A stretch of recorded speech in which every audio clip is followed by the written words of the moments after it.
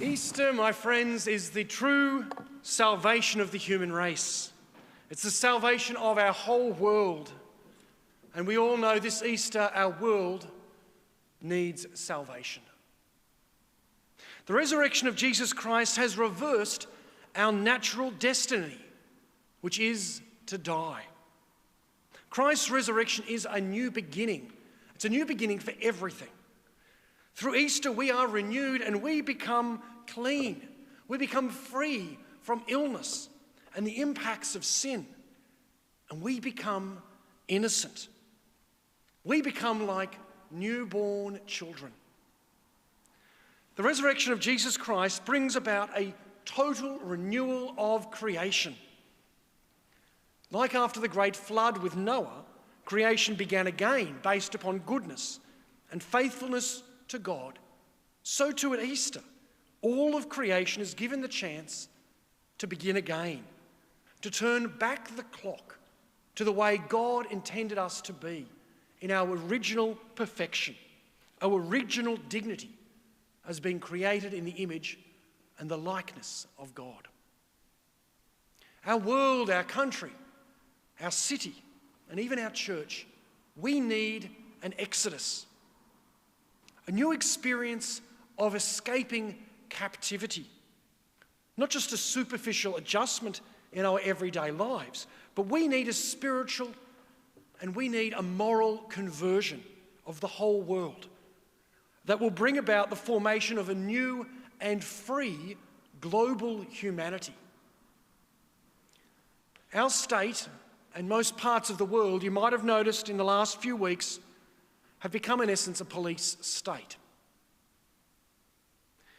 When we get on the other side of this pandemic, my friends, we need to live freedom and we need to live our faith in a radically new way.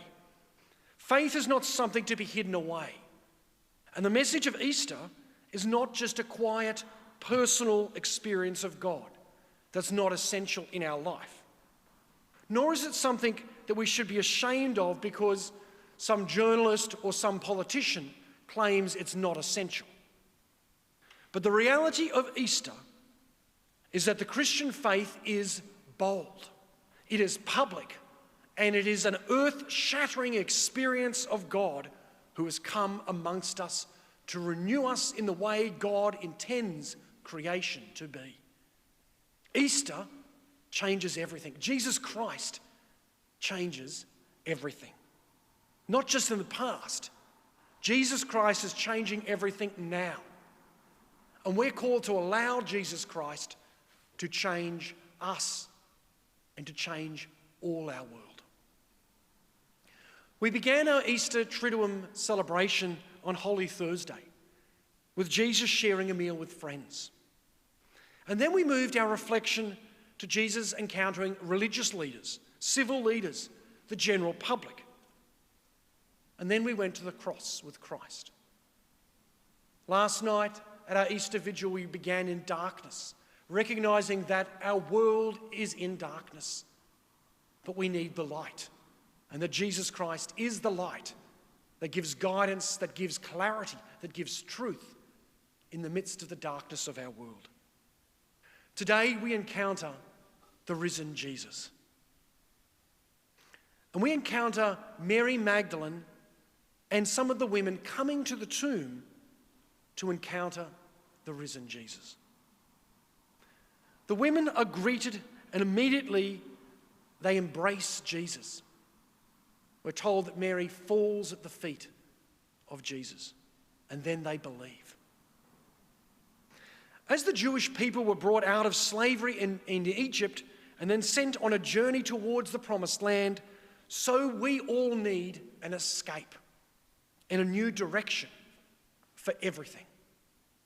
On the morning of the resurrection, Peter, John and many of the others all isolated themselves in a locked room.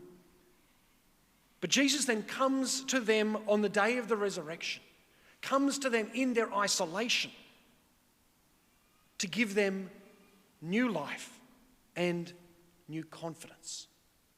We need this at the moment in our isolation. We can't and we shouldn't be locked up forever. That's not what God wants for us.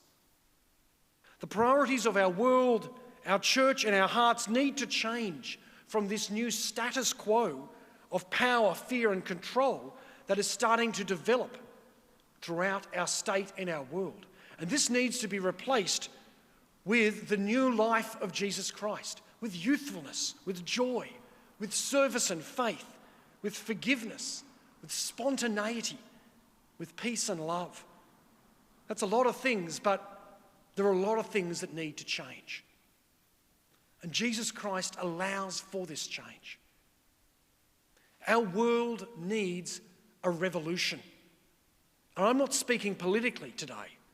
Change begins with an individual's response to the death and the resurrection of Jesus Christ. You can see that Christ died. You can see that he rose. The challenge is, will you believe? And will you believe this was just something in the past? Or is this a revelation of God amongst us? That God has come to save humanity. My friends, how will we be different after Easter this year? How will those around us be different after Easter this year? This Easter is the most different and unusual Easter that any of us probably have ever experienced. We've all tried to make the best of very difficult situations. And I thank you for participating and being patient with the many technological problems that occur when we start to try to use the internet. But this experience of watching Mass day after day via live stream, this should not occur again for Easter. And we should not allow it to occur again. For the first time since the legalisation of Christianity in the year 312, some 1708 years ago, this Easter is the first time Christians have not been permitted to attend Easter services in Rome. This is a terrible tragedy in all sorts of ways. The first Christians understood isolation, and they knew that their faith and witness in the resurrection would come at the price of their own immediate safety. But that did not mean that they lived their life in isolation from God. They were close to Jesus Christ. The risen Jesus tells the group of women to not be afraid. The first disciples, despite living at a time of persecution and terrorism, they did not live in fear after they had embraced the resurrected Jesus. And we shouldn't live in fear either. Jesus says to Mary Magdalene, "Do not be afraid." And then Mary Magdalene's told to go and tell the brothers that he is risen, and they all must leave and go to Galilee. We should not be afraid today. We're told today to go and tell others about the resurrected Jesus. I suggest we don't go to Galilee, because I think the police will be very annoyed if we did. But that doesn't mean we need to live in fear, and it doesn't mean that we don't go and proclaim the resurrection. Today, Jesus greets us all in the midst of our fears and our isolation. And Jesus reminds us that we are not people of fear. The current crisis has caused some people to be afraid. And I feel their fear as well. It's caused some people to be deeply fearful of others. And some have responded, we've seen, in less than perfect ways as well.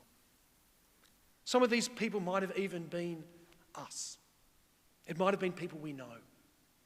We shouldn't reject these people or condemn these people. They're afraid and they need love. They need hope. They need to know that things will be okay. And Easter is a sign that God is saying things are okay because I've sent my Son to make it okay. To not just make it okay, but to make it perfect again. Despite the necessary precautions that we all need to take at this time, we should not feel like our faith is not an essential activity. We are called at this moment to be creative and innovative in spreading the good news and sharing the resurrection with others, to be able to go and tell others like Mary Magdalene did. If up till now you've kept Jesus at a relative safe distance, perhaps a 1.5 metre distance, or perhaps a safe 100 metres distance, or perhaps you're one of those people who are perhaps tuning in today for the first time in a long time, step towards Jesus today. Allow him to embrace you with open arms. It will make a difference in your life to let Jesus in, and it will make a difference to our world. If you've been indifferent or shaky in your belief, then I invite you today to take a risk. Place your life in the hands of Jesus Christ, the risen Lord. You won't be disappointed, and I can guarantee you won't get coronavirus from coming towards Jesus. If following Jesus seems difficult, don't be afraid. Trust and be confident that Jesus is close to you at this time, that Jesus is close to all of us at this time. My friends, on behalf of the whole parish, I extend Easter greetings and blessings to all people in Cronulla, to our people in Bundeena, to those in Kurnell, Woolooware, Burraneer Bay, Green Hills Beach and Mayenbar, to all those in our whole parish. But I also extend the joy and the faith of Easter to all who have gathered with us online over the last week and those who are gathering with us today via this live stream. May the resurrection of Jesus Christ, my friends, deepen our experience of Christ's saving work in your life and in our world this Easter. And may we have the courage to not be afraid, but to go and to tell others about the good news of Jesus Christ, who is risen, that Jesus Christ has come to change the world.